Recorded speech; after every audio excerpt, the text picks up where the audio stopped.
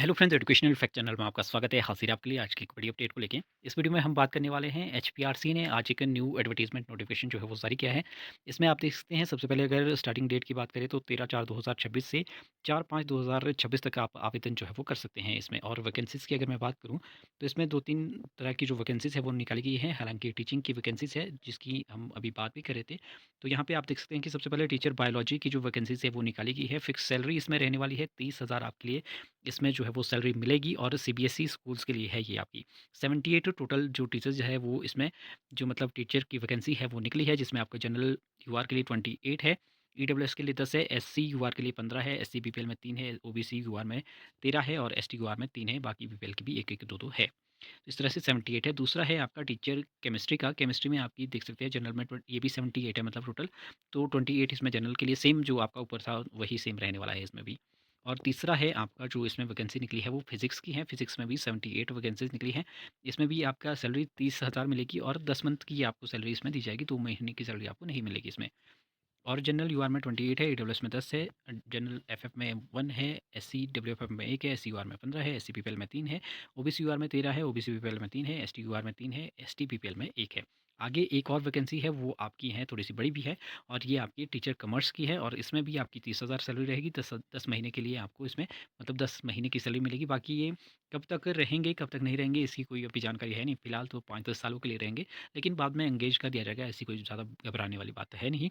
इसमें 156 total vacancies है, जिसमें जनरल यूआर की 56 है, ईडब्ल्यूएस की 20 है, जनरल डब्ल्यूएफएम में 2 है, एससी डब्ल्यूएफएम में 1 है, एससी यूआर की 31 है, एससी बीपीएल में 6 है, ओबीसी यूआर में 25 है, ओबीसी डब्ल्यूएफएफ की 1 है, ओबीसी बीपीएल की 6 है, एसटी यूआर की 6 है, एसटी बीपीएल में 2 है।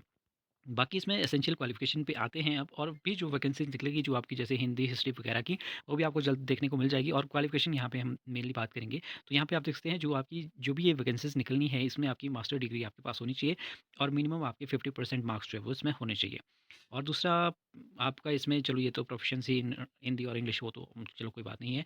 दूसरा इसमें बीएड आपके पास होनी चाहिए और हैविंग एलिजिबिलिटी टेट इसमें जो है वो यहाँ पे इसको पढ़ लेते हैं ज़रा। अब यहाँ पे जो टेट की बात की गई है वो आपका सिंपल टेट लिखा गया है। अब इसमें यहाँ पे जेबीटी, टीजीटी की कोई बात नहीं की गई है। हालाँकि जैसे बीएड लिखा है तो बीएड का टेट चाहिए। ये हम मान के चल सकते हैं इसमें, क्योंकि ज़्यादा कंफर्म जो है वो चीज़ें नहीं की गई है। वैसे वैकेंसी ये आपकी पीजीटी की थी कोई, मास्टर डिग्री इसमें माँगी गई है। तो इसको हम पीजीटी कह सकते हैं, लेकिन यहाँ पे टेट भी माँगा गया है। टेट वैसे पीजीटी के लिए नहीं होता था। रिलैक्सेशन 5% के मार्क्स की इसमें है आपकी जो एससी, एसटी, ओबीसी और पीडब्ल्यूडी कैटेगरी है। इसमें ब्रीफ में अलग से वीडियो हम बनाएँगे। देखते हैं क्या कुछ क्वेरी इसमें निकल के सामने आती है। इसमें a candidate shall be eligible to for engagement under the scheme if he or she past जो है आपका मेट्रिकुलेशन N+2 फ्रॉम जो एचपी से आपकी जो है वो इसमें होनी चाहिए, मतलब ये है।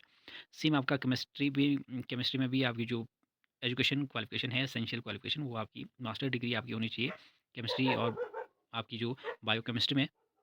दूसरा आपके पास बीएड होना चाहिए, टेट होना चाहिए और आपका इसमें ज़्यादा कुछ है नहीं। मेनली इसमें मास्टर डिग्री और अभी तक जो हम देख रहे थे तो मास्टर डिग्री और बीएड चाहिए थी, लेकिन इन्होंने यहाँ पे टेट वाली ये लाइन ऐड की है। अब इसके क्या मायने हैं वो अभी तक कुछ कहा नहीं जा सकता है, क्योंकि ये कौन-सा टेट माँग रहे हैं वो क्लियरली मेंशन नहीं है। फिर बात करते हैं यहाँ पे आपकी जो फिज़िक्स की, फिज़िक्स में भी आपकी फ़िज़िक्स में मास्टर्स है तो आप इसके लिए एलिजिबल है, बीएड साथ में आपका टेट वगैरह।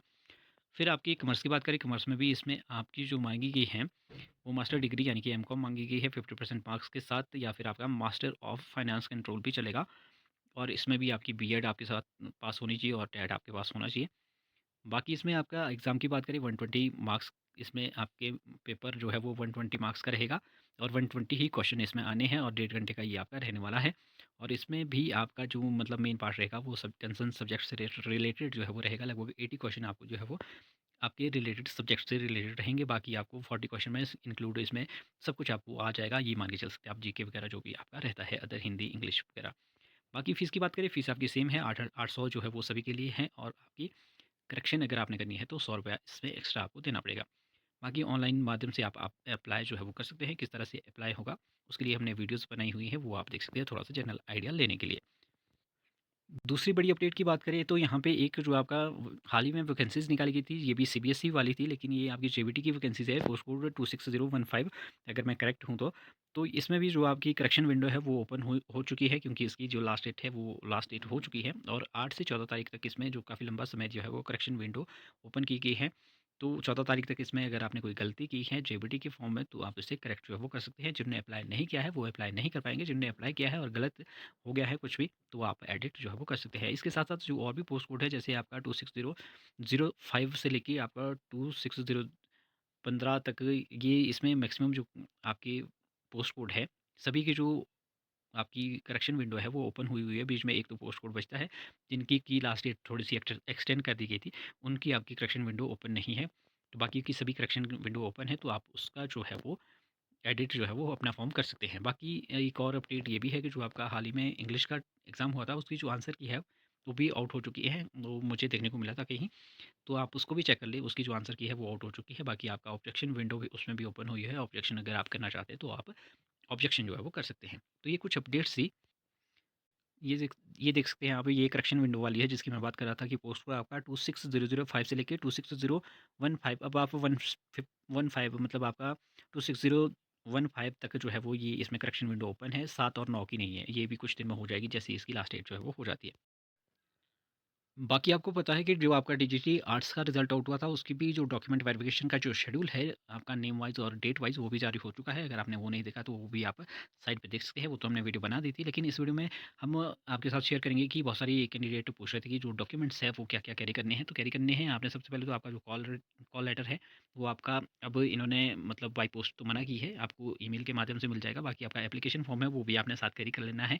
2 फ़ोटोग्राफ कॉपी जो है वो आपने पासपोर्ट साइज़ की, वो भी आपने कैरी करनी है साथ में। और जो आपका, यानी ये तो मैंने बात कर दिया कि एप्लीकेशन फ़ॉर्म, यानी कि जो ऑनलाइन रिक्रूटमेंट एप्लीकेशन फ़ॉर्म है, वो जो आपने फ़ॉर्म जब फिलअप किया था, वो आपने प्रिंट करने हैं, 2 कॉपी उसकी चाहिए। और 1 आईडी प्रूफ़ आपके पास होना चाहिए, बोनाफाइड आपके पास होना चाहिए। और मैट्रिक का जो सर्टिफ़िकेट है वो आपके पास, प्लस 2 का, और भी जो क्वालिफ़िकेशन जितनी भी है आपकी, ग्रेजुएशन, बीएड और जो टेट है, वो बहुत ज़्यादा ज़रूरी है। बाकी कैटेगरी भी आपके पास, कैटेगरी सर्टिफ़िकेट जो है वो भी आपके पास होना चाहिए। जो भी आपका बीपीएल वगैरह है, ईडब्ल्यूएस है, वो भी काफ़ी इंपॉर्टेंट रह जाते हैं, वो भी आपके पास होना चाहिए, ओबीसी। और इसमें मेनली जो मतलब ज़्यादातर जो आपके डॉक्यूमेंट है वो यही है। बाकी आपका करैक्टर वगैरह अगर आपने बनाया है, तो आप उसको भी जो है वो कैरी कर सकते हैं। तो इन सभी डॉक्यूमेंट्स की आपके पास 2 कॉपी होनी चाहिए, बाकी ओरिजिनल भी आपने साथ में कैरी करने हैं। तो मेनली ये डॉक्यूमेंट्स है जो आपके लिए बहुत ज़्यादा ज़रूरी है, जो आपके पास होने चाहिए। बाकी तो चलिए, जो भी है, 2 फ़ोटो की मैंने बात कर ली है पहले। तो यही सारी है, बाकी तो जो भी अपडेट रहेगी, कोई और अपडेट रहती है, तो वो हम आपके साथ शेयर करेंगे। फ़िलहाल आप, जब भी आपकी, जिस भी दिन आप, जो भी दिन आपको अलॉट किया गया है डीवी के लिए, आप उस दिन टाइमली जो है वो एचपीआरसी पहुँच जाए। बाकी कोई भी क्वेरी है, कोई भी डाउट है, तो आप कमेंट कर सकते हैं। और बाकी वैकेंसीज़ की अगर मैं बात करूँ, जो अदर वैकेंसीज़ है, वो भी आपको जल्द ही देखने को मिल जाएगी। तो फिलहाल अभी के लिए इतना ही, मिलते हैं अगली वीडियो के साथ, तब तक के लिए बाय।